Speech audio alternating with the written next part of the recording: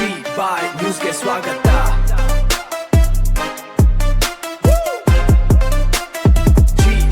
ಬೆಂಗಳೂರಿನಲ್ಲಿ 24 ಕೋಟಿ ರೂಪಾಯಿ ಡಿಜಿಟಲ್ ಅರೆಸ್ಟ್ ವಂಚನೆ ಬಯಲು. ಇಂದಿನ ದಿನಗಳಲ್ಲಿ ಸೈಬರ್ ವಂಚಕರ ಜಾಲ ದಿನದಿಂದ ದಿನಕ್ಕೆ ವಿಸ್ತಾರವಾಗುತ್ತಿದೆ. ಬೆಂಗಳೂರಿನಲ್ಲಿ ಇತ್ತೀಚೆಗೆ ನಡೆದ ಒಂದು ದೊಡ್ಡ ಸೈಬರ್ ವಂಚನೆ ಪ್ರಕರಣ ಇದೀಗ ಬೆಳಕಿಗೆ ಬಂದಿದ್ದು, ಪೊಲೀಸರು 5 ಆರೋಪಿಗಳನ್ನು ಬಂಧಿಸುವಲ್ಲಿ ಯಶಸ್ವಿಯಾಗಿದ್ದಾರೆ.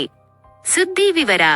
ಬೆಂಗಳೂರಿನ ಶಿವಾಜಿನಗರದ ನಿವಾಸಿ ಲಕ್ಷ್ಮೀ ರಾಮಮೂರ್ತಿ ಎಂಬುವರಿಗೆ ಸೈಬರ್ ವಂಚಕರು ಡಿಜಿಟಲ್ ಅರೆಸ್ಟ್ ಹೆಸರಿನಲ್ಲಿ ಬರೋಬ್ಬರಿ 24 ಕೋಟಿ ರೂಪಾಯಿ ವಂಚಿಸಿದ್ದಾರೆ. ವಂಚನೆ ನಡೆದಿದ್ದು ಹೇಗೆ? ಪಿತೂರಿ. ವಂಚಕರು ಜನವರಿ ತಿಂಗಳಿನಿಂದ ಮೇ ತಿಂಗಳವರೆಗೆ ಲಕ್ಷ್ಮೀ ರಾಮಮೂರ್ತಿಯವರನ್ನು ಮನಿ ಲ್ಯಾಂಡರಿಂಗ್, ಹಣ ಅಕ್ರಮ ವರ್ಗಾವಣೆ ಪ್ರಕರಣದಲ್ಲಿ ಸಿಲುಕಿಕೊಂಡಿದ್ದೀರಿ ಎಂದು ನಂಬಿಸಿದ್ದಾರೆ.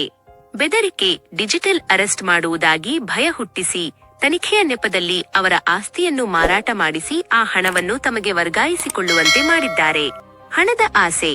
ವಂಚಕರು ಲಕ್ಷ್ಮೀ ರಾಮಮೂರ್ತಿಯವರಿಗೆ ಪದೇ ಪದೇ ಹಣ ನೀಡುವಂತೆ ಒತ್ತಾಯಿಸಿದ್ದಾರೆ. ಇಷ್ಟಕ್ಕೂ ನಿಲ್ಲದೆ ಅವರ ಮನೆಯಲ್ಲಿದ್ದ 1.3 ಕೆಜಿ ಚಿನ್ನಾಭರಣವನ್ನು ಅಡ ಇಡಿಸಿ ಹಣ ಪಡೆಯಲು ಪ್ರೇರೇಪಿಸಿದ್ದಾರೆ. ಬ್ಯಾಂಕ್ ಮ್ಯಾನೇಜರ್ ಸಮಯ ಪ್ರಜ್ಞೆ. ಲಕ್ಷ್ಮಿ ಅವರು ವೃದ್ಧೆಯಾಗಿರುವುದರಿಂದ ಇಷ್ಟೊಂದು ದೊಡ್ಡ ಮೊತ್ತದ ಹಣವನ್ನು ಯಾಕೆ ವಿತ್ಡ್ರಾ ಮಾಡುತ್ತಿದ್ದಾರೆ ಮತ್ತು ಇಷ್ಟೊಂದು ಒಡವೆಗಳು ಇವರ ಬಳಿ ಎಲ್ಲಿಂದ ಬಂದವು ಎಂಬ ಸಂಶಯ ಬ್ಯಾಂಕ್ ಮ್ಯಾನೇಜರ್ಗೆ ಬಂದಿದೆ. ಈ ಅನುಮಾನವೇ ಪ್ರಕರಣದ ತಿರುವು ಪಡೆಯಲು ಕಾರಣವಾಯಿತು. ತಕ್ಷಣವೇ ಬ್ಯಾಂಕ್ ಮ್ಯಾನೇಜರ್ ಈ ಬಗ್ಗೆ ಪೊಲೀಸರಿಗೆ ಮಾಹಿತಿ ನೀಡಿದ್ದಾರೆ. ಪೊಲೀಸ್ ಕಾರ್ಯಾಚರಣೆ.